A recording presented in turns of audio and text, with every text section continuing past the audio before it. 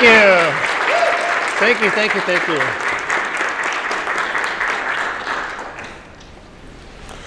My District 57 sends greetings to you. They said to say hi, y'all. Hi, y'all. I grew up in Oklahoma, so I can do that, okay? I'm really pleased to be here in this district talking to you about what's going on in Pathways. I first got involved in Pathways when they first appointed the ambassadors. How many of you are ambassadors or were ambassadors? Guides?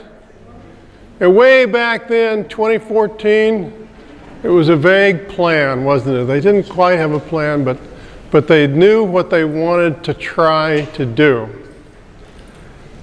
Took them a little bit to do it, but we're there. So I've got 2 sessions on Pathways while I'm here with District 50. This one tonight is what we call the evolution of Pathways. How it started, how it works, the core program.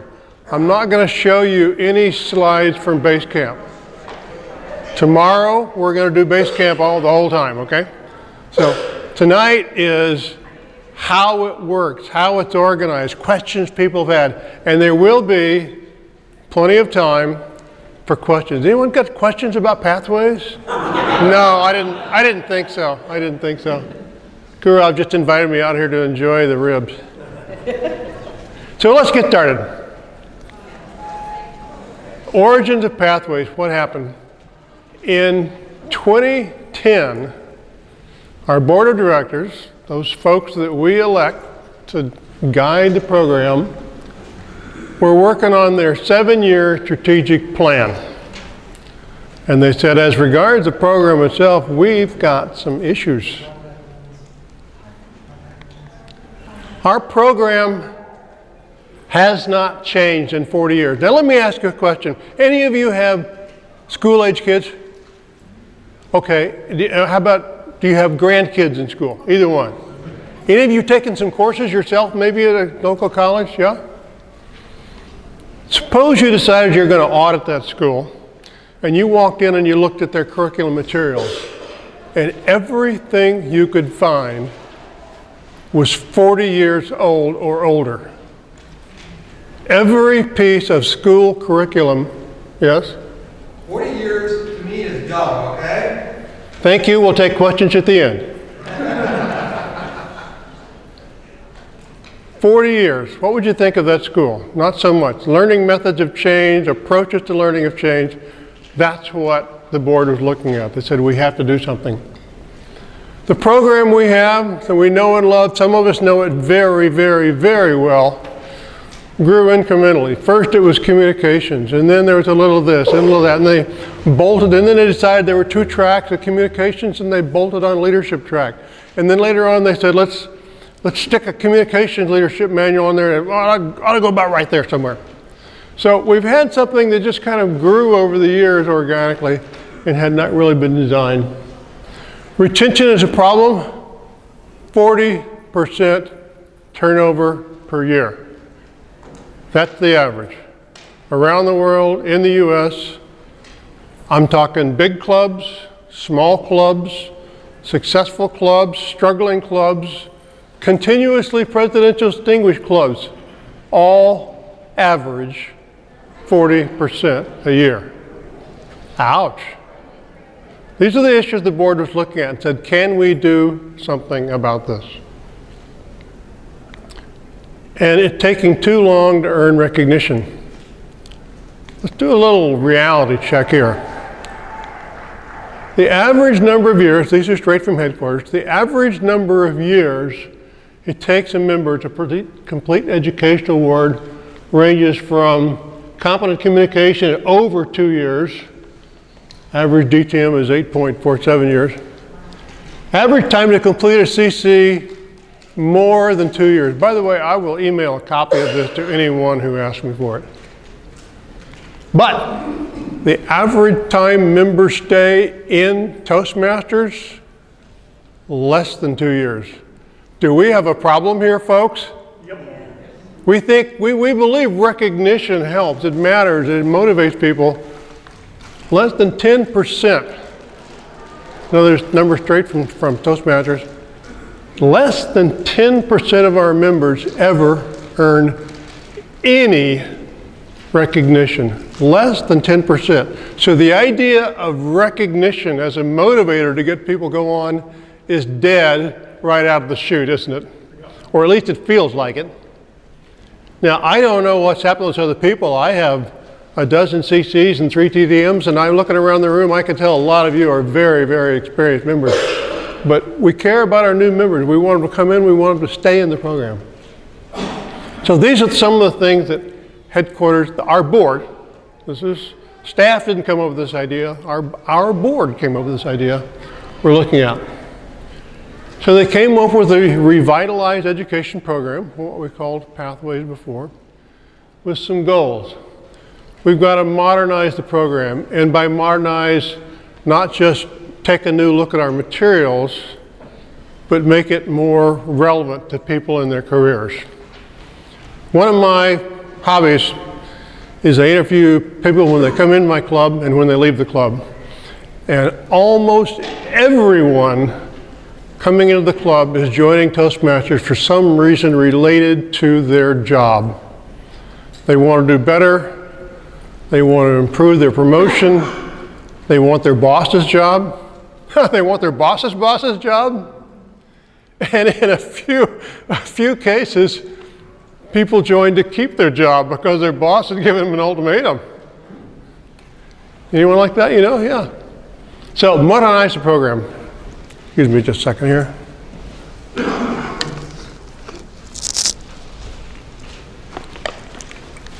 Talking is dry work, folks. Integrate the communications leadership. Rather than 2 different tracks, let's have a program that really is integrated together as one organized, cohesive whole. Let's make it an option to use the program online. This is by popular demand. I can't tell you how many new members joined my home club and said, "Why are you still using dead trees?" I don't do anything at work with paper. Nothing. I don't do anything at home with paper. Can't we have access to the program? And even some of the more experienced members are saying, "I lost my manual and the VPE wouldn't give me any credit for it." Okay, I got a good laugh on that one. I can see that one's happened a lot.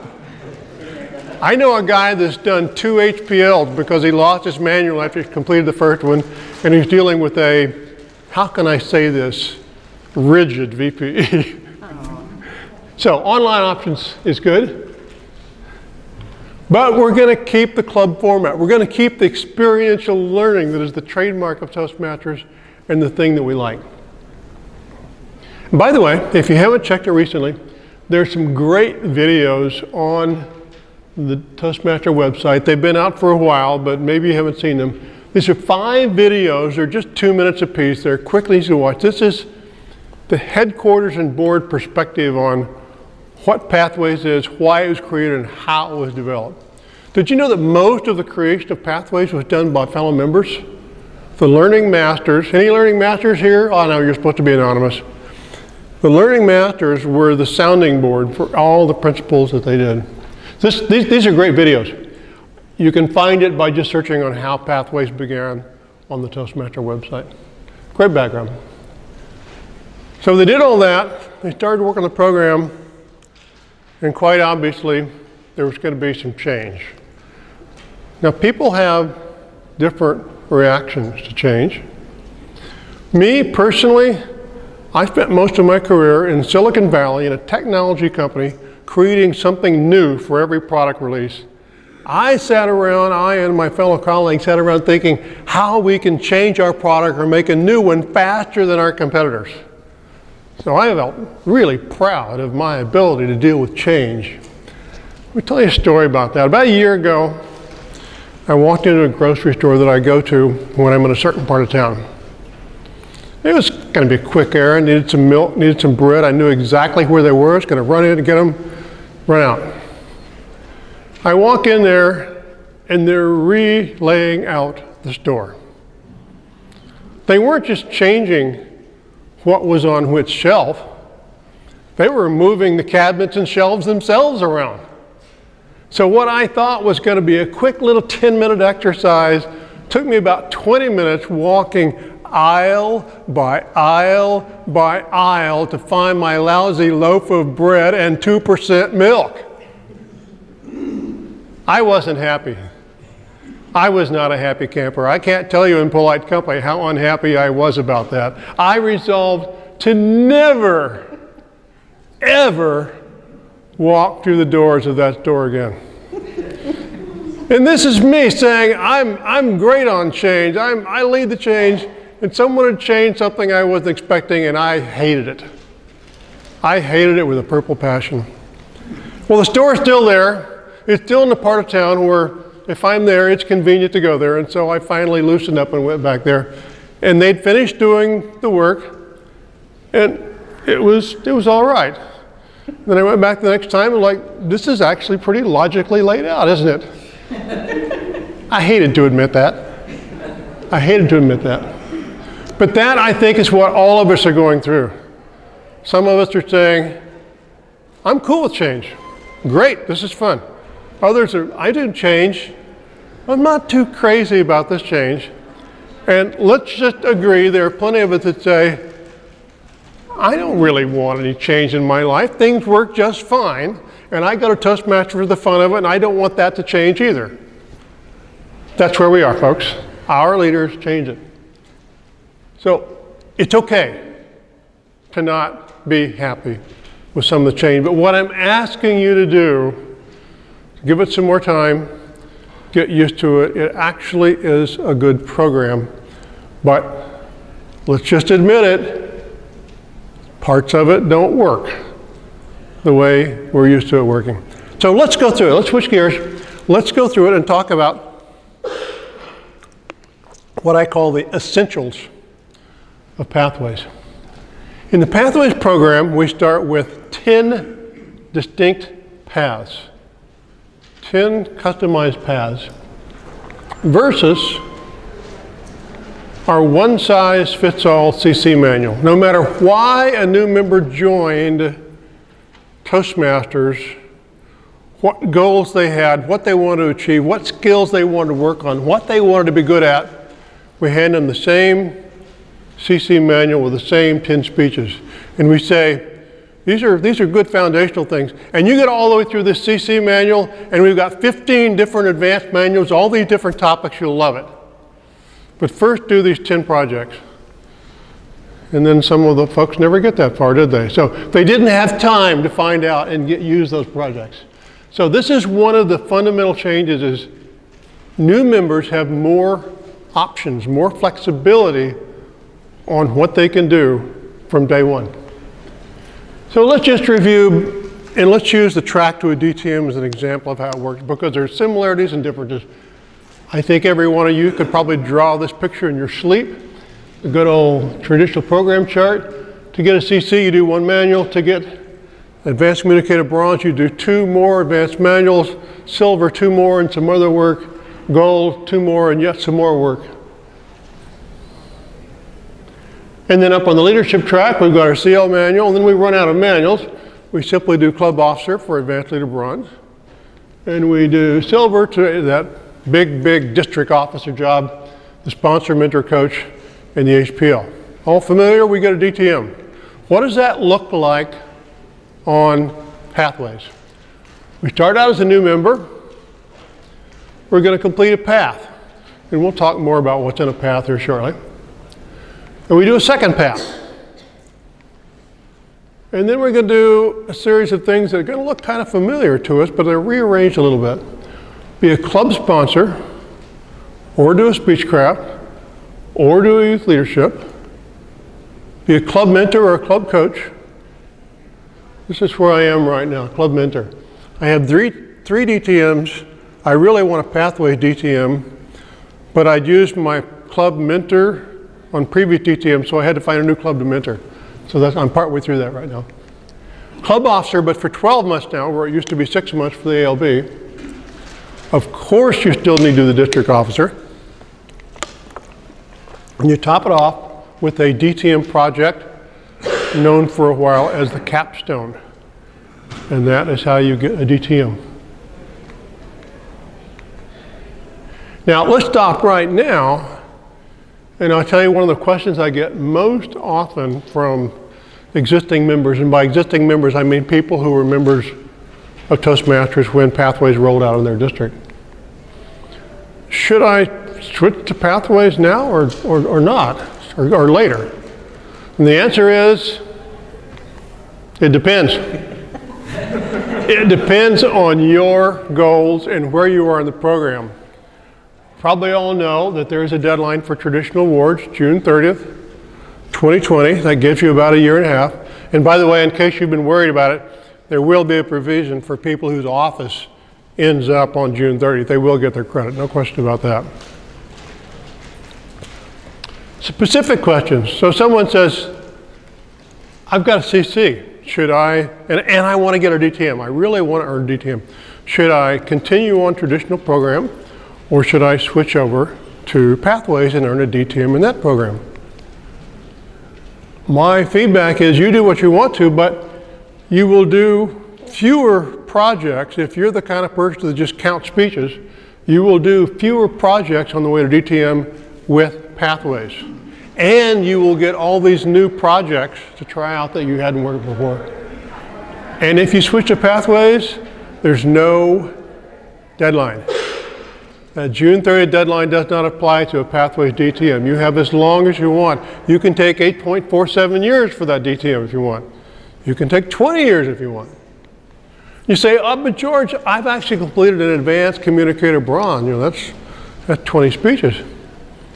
Should I go on in traditional or should I switch? It's up to you.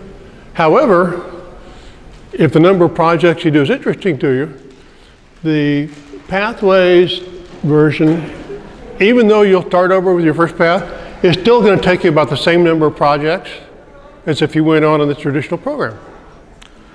And, oh, by the way, you get access to all these nifty new programs. And there's no deadline. But I've got my Advanced Communicator Silver, my Advanced Communicator Gold. I would say probably you're going to continue with the traditional program. You're pretty far along, you've got most of the speeches. It kind of depends on what you have left to do. But keep in mind, you've got that deadline. It's about a year and a half until that deadline. You have to be a club officer 12 months. You have to be a district officer for a year, not to mention the club mentor or coach or whatever. If you haven't already got your district officer service in and you're not an officer this year, you have got to be a district officer next year or you will not get your DTM on the traditional program. Now, in some districts, there is crazy competition for those positions. In some districts, like big deal, we still have to ask people that have served in those roles before to come back and serve again, because otherwise we have roles going unfilled. It's completely up to you. It's completely up to you. But this is the line of reasoning I'll go through with people that say, do I want to switch or don't I want to switch? You're going to get a great TM with great experiences, great leadership experiences, no matter which way you do it. But you've got a deadline one way and you don't have a deadline the other way. It's up to you. So I'm going to close out this particular section with reasons to switch to Pathways, even if you're one of the folks that have a specific goal with the traditional program and you're going to stay with it for a while. First one is learn enough to help the new members. Those of you who are members before Pathways rolled out in your district have the option. You can do traditional program, Pathways, or both simultaneously. Members who join after you launch, which I believe was February. What was it? February. February, okay. February, exactly 1 year after we did, are only on Pathways. Even if you're working toward that DTM, wouldn't it make sense to do a few speeches and learn enough about the way the program works in order to be able to help your new members? Okay, let's just admit something straight up.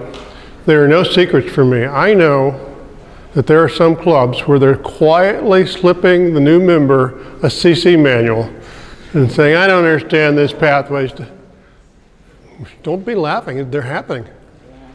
They're slipping a CC manual because they don't want to be bothered to figure out how it works. They're afraid of the internet, they're afraid of their computers, they're afraid of online. Can you imagine how happy those new members are going to be when they finally discover they will never be able to file those awards?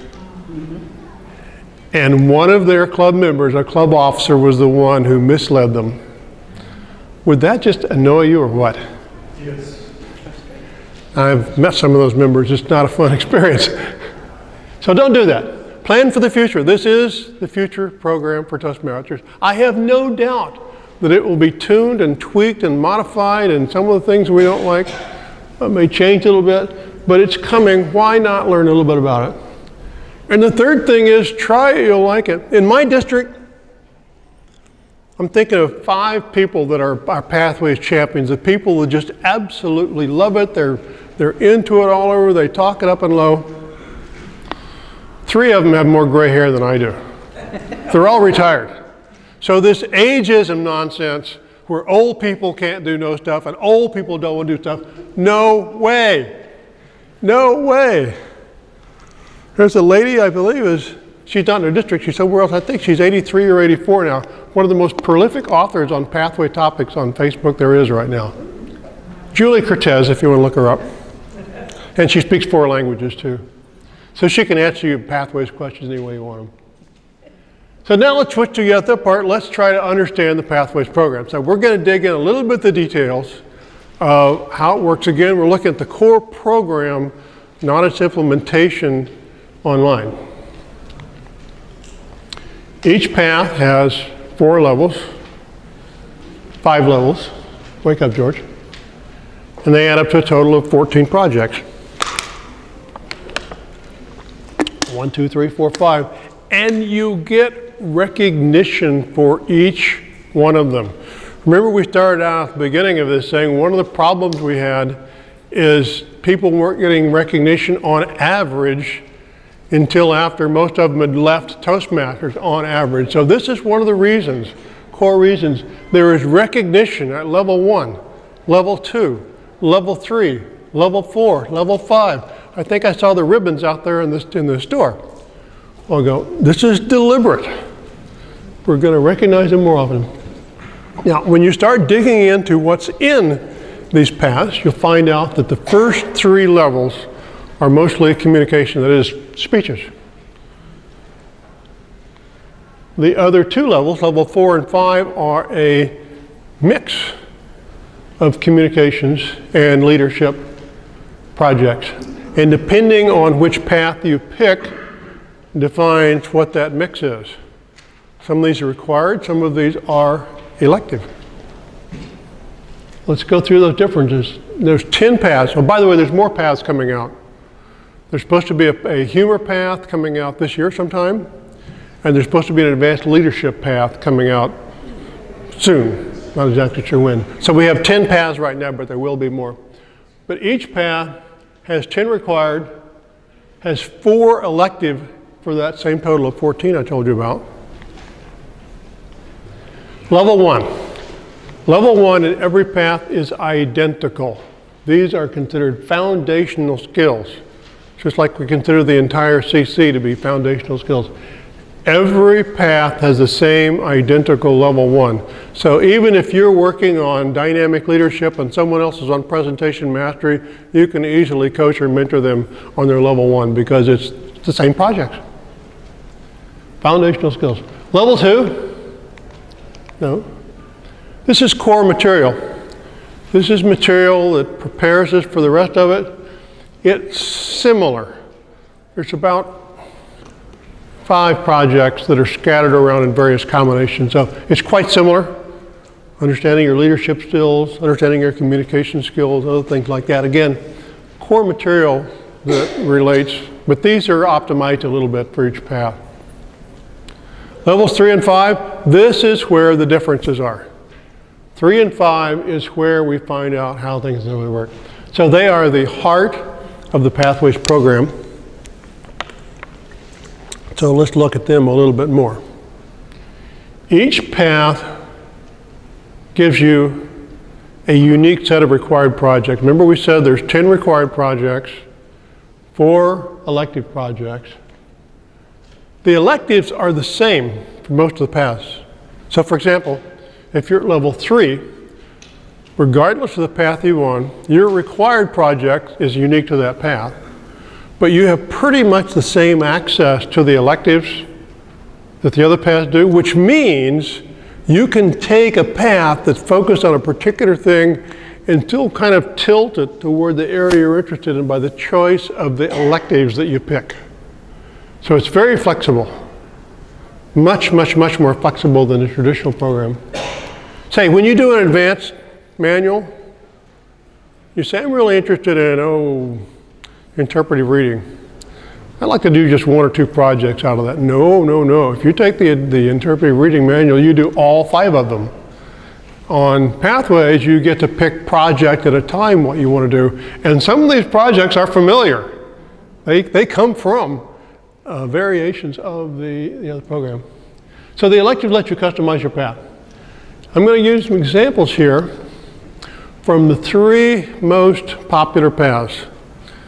This is data that's not published, but I have my ways of getting data.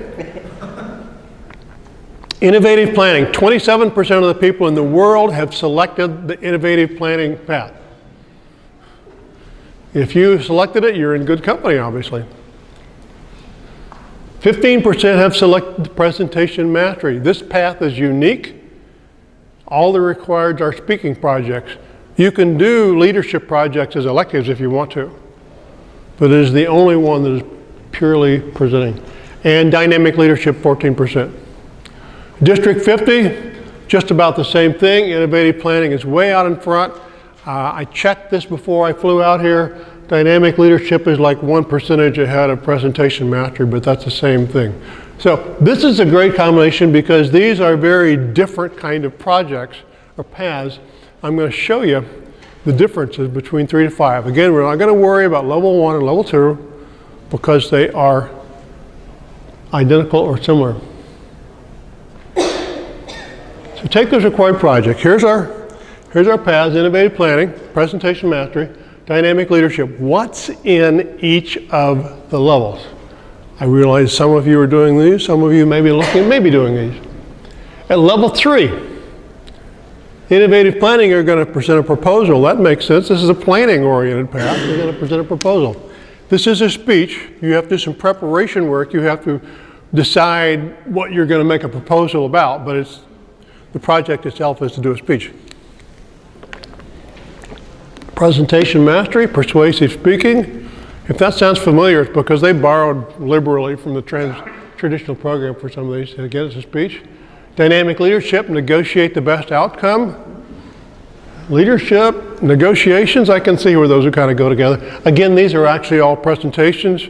You do various amounts of preparation for it, but it's a presentation. Level 4 starts to change. Innovative planning, you will do a project called Manage Projects Successfully. That is a project. The P there means it's a leadership style project. You're going to take a team of people, you're going to do a project, you're going to give a speech about it. Now, this is much, much simpler scope than an HPL. This is not doing an HPL. But you could be doing things like organizing a club or area or division or district contest. It could be organizing some training. It could be doing something for your work. But you definitely do a project. Interesting example, our Competent Leader manual also has some project-oriented things. It specifically says you can only do them in the club. Now, I know perfectly well people are doing area and division contests with those, but this one doesn't give you no restrictions, any kind of a project. Don't do that, George. Push the other button. Presentation mastery, managing a difficult audience. Okay, who can tell me which advanced manual this came from? Yeah, PR is one of them. I think it's in 2 advanced manuals. PR is one of them. A great project. We're going to do it. That's a speech. Dynamic leadership, manage change. This one is also a speech. Leadership change, I can see where those 2 would go together somehow. So that's level 4. So we're seeing some differences. Again, these are the required projects. You still have options on your electives. Level 5, the last project in the path. For innovative planning, you will do an HPL. It's an HPL. Now, they've rewritten it. They've added some more material. There's some tutorials. There's some modest changes to it, but it fundamentally is the same HPL. You have to have a guidance committee. You have to have a non-trivial project. It can't be a one-person project. You have to have an action team to make it happen. You have to meet with a guidance committee 5 times. It's an HPL, folks. It's noticeably more scope. Again, that level 4 project is a project of a much more modest scope. You could do something big, I guess. Presentation mastery, prepare to speak professionally. Yes, we've seen that one before. And dynamic leadership, lead in any situation. Again, I've got a leadership style project. This one is different than an HPL. In this one, you would hold, and there's actually several similar ones by different names, but they're kind of similar. You will serve in a 6-month leadership position. 6 months of club officer, or if you're conference planning, takes 6 months, it could be that. Some kind of leadership position, or in your work.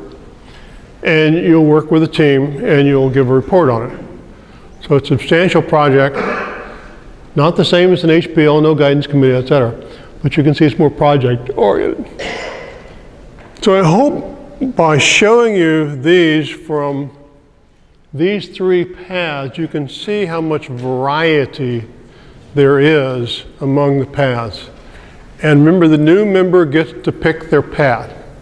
Now tomorrow, in my base camp session, I'm going to give you considerable detail on how to pick a path and some of the sources of information you might use to look at it. But just today, let's understand you have lots of choices on how to do this. Another question you might be wondering about is how many people are actually taking up pathways? Headquarters calls this the adoption rate. This is the number of people who have selected a path. That is, they've not just logged into Pathways, but they've actually selected a path. Worldwide, 54%, and this is worldwide is everything from the people back in the pilot district in February 2017 to the very, very last rollout in May of this year, 54%. The districts that launched the same time as District 50, 57% of them have picked a path. And District 50's number is pretty much right there at that 57%. You may be curious, so which districts are into it the most? The top 3 districts. Western Australia, 68% of their members have picked a path. Northern California, my district, 67. Until about a month ago, we were leading, we were ahead. But those Aussies are really aggressive. And 65% in New Zealand have picked a path. So there's a lot of adoption going on, and it is mostly a function of how long it's been since the district rolled out. It's like some people, if you're working toward your traditional program, maybe you won't jump into this as soon as you want to. One more slide in that area. So that was just how many people have adopted a path. That doesn't say anything about are they working it. I got one slide for you on what is the trade-off between people working the traditional program and the Pathways program. This is worldwide. The yellow, this is months here. In yellow, we see the number of awards per month that were traditional awards. In blue, we see the number of awards per month that are Pathways awards. There's an inflection point right there in June.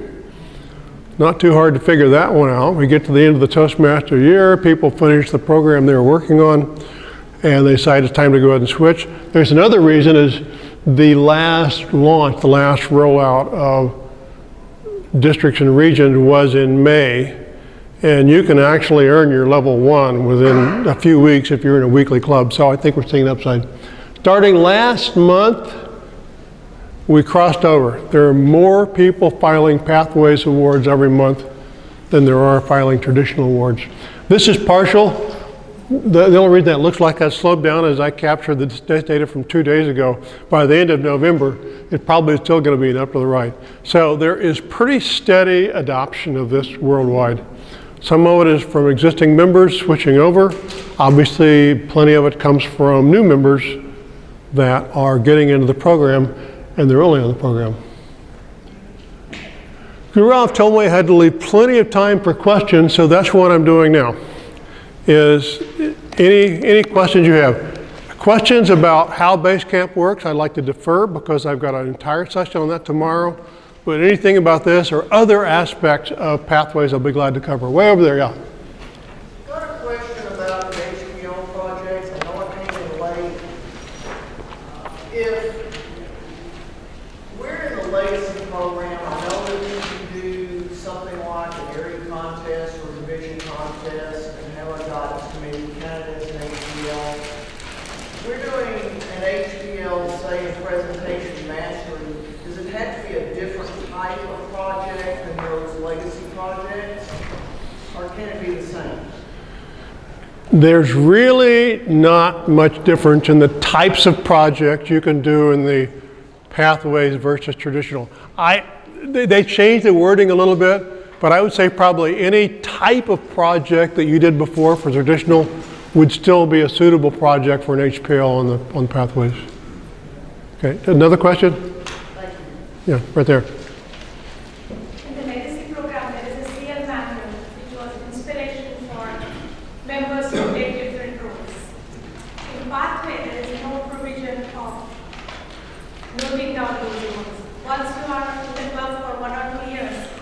I'm going to ask you to stand up and repeat it. I'm having a hard time understanding your words there. So in traditional Path, there is a CL manual. Uh-huh. And in CL manual, there is encouragement for new members to take different roles. Mm-hmm. But in Pathway, there is nothing I've seen that there is provision to take different roles. If people are in the club for 1 or 2 years, they volunteer to take different roles because they know the importance. But for new people, when they see the assignments or the projects, there is nothing for them to motivate or the BB education to motivate them to different roles. So how we can... Okay, let's talk about that. To boil down your question to the essence is, the CL manual is gone. Why in the world would anyone possibly do a meeting rule now? Because I don't have this this carrot I'm waving at them. So few people did the CL, it doesn't matter. Only 1/5 the number of people that completed CCs completed CLs. I've had a few VPs that say that, as, oh yeah, CL is really important to me. Most people don't. But let me give you a more positive answer there. The way you persuade people to take meeting roles is inspiration, motivation, and persuasion. I have a speech I give roughly once a year, and I explain to people the benefits of taking a meeting role, the benefits to them personally, and the benefits to the club. It works. It works great. In the clubs I know of near me, the only people doing the CL manual are officers and prior officers going for DCP points. Now I like the CL for one purpose, and it really is a good purpose. It reminded me to take different roles in the meeting, different time, because I keep being drafted for evaluator all the time, and I want a different role. So I would recommend that a club, in fact, set up their own program with a rotation of roles in order to do that. My timer has just told me my time is up. I'm going to take one more question and that's it. I just wanted to suggest all roles mastered. Ask about that. I want more information, please, on the DTM Capstone project. What the heck is that? The DTM Capstone, it was only known by the name Capstone for about 3 months, but everyone thinks it's a Capstone. It is called the DTM project. And here's what it is. In the simplest possible words, and I'm stealing the words from a staff member, it's HPL light. It is HPL with no guidance committee.